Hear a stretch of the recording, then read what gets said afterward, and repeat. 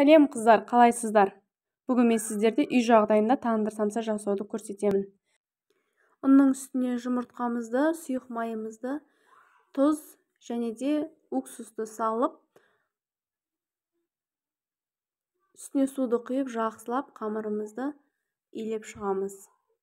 Илеген қамырымызды жарты сағатқа тындырып қоямыз, салафанға салып. Тынған қамырымызды жұқалап жайып аламыз. Жайып болғаннан кейін еріген майымызды ортасына жағып, қамырымызды орап, салафанға салып қойып қоямыз. Bir күнге, болмаса 1 сағатқа салып қойсаңыздар да болады. Етімізді 4 бұрыштап, көбік тәріздес етіп турап аламыз. Пиязымызды да дәл солай етіп турадым.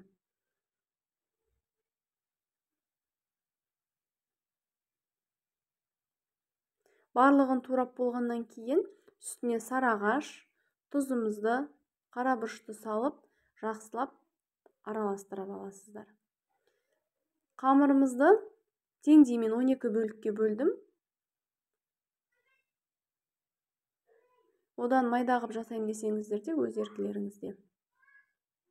Мен үлкендеу болғанын қаладым. Дайын болған қамырымызды жайып аламыз да, ортасына салмасын салып, түйіп аласыздар. Мен тамшы тәріздес етіп түйдім. Түйілу жолы өте оңай. Алдағы видеоларда толығынан көрсеттім. Жанынан, алдынан түсіріп, сіздерге ыңғайлы көруге, жасауға ыңғайлы болсын деп, жан-жағынан түсіріп қойдым. Ешқандай да қиындығы жоқ.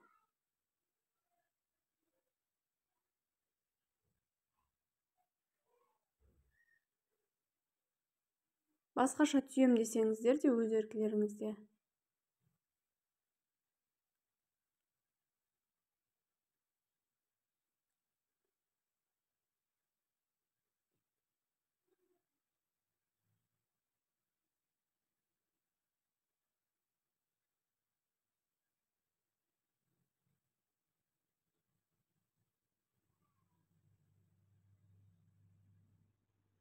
Барлығын түйіп болған соң жұмыртқаның сарысын толықтай жағып, қара күнжіт сеуіп шықтым.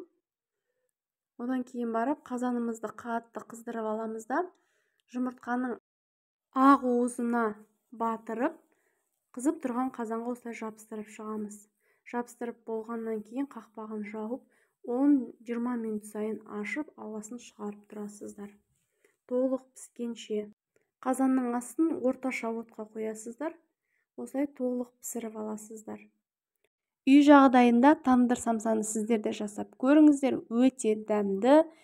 Менің каналыма тіркеліп, лайк басып, комментария жазуды ұмытпаңыздар. Және достарыңызға бөлісе отырыңыздар.